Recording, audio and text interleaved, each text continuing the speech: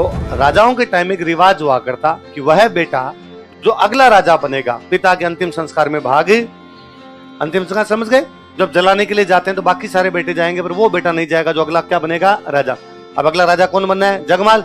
तो जगमाल को कह के भाई तू राजा वाली सीट पे बैठ जा, हम उदय सिंह की डेड बॉडी को जला के आ रहे हैं, तब तक तू सफा वफा बांध के तैयार रहे, आते तेरे क्या कर देंगे, तिलक। राजा की सीट कभी भी खाली नहीं रहेगी, राजा को कोई दुख नहीं होता, राजा कोई शौक में भाग नहीं लेगा, राजा अंतिम संस्कार के अंदर नहीं जाएगा। बाकी जो जगमाल के भाई है, महाराणा प्रताप और जितने भाई थे, ये सारे उदय सिंह के अंतिम संस्कार में गए। क्योंकि मेवाड़ के राणा की डेथ हुई है तो बड़े बड़े सामंत आए, मेवाड़ की सारी जनता इकट्ठी हुई। वहां शमशान घाट में जब जनता ने देखा कि महाराणा प्रताप वहां खड़े हैं तो जनता में कानाफूसी हुई आपस में। अरे के तो मेवाड़ वाले तो रिवाज तोड़ने लग गए भाई।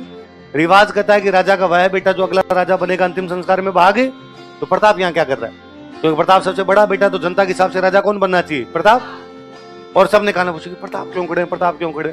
किसी ने हिम्मत करके प्रताप से कहा, प्रताप तुम यहाँ कैसे हो, तुम सबसे बड़े बेटे हो, तुम राजा बनोगे, तुम अंतिम संस्कार में कैसे आ गए।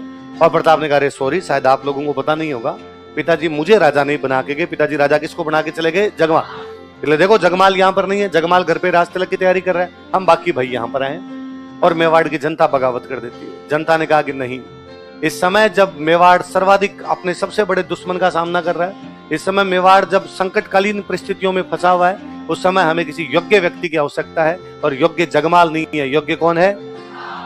इसलिए हमें नहीं पता उदय सिंह किसको राजा बना के गए, पर हम जनता किसको राजा मानते हैं, प्रताप। हमारा राणा कैसा हो, महाराणा प्रताप।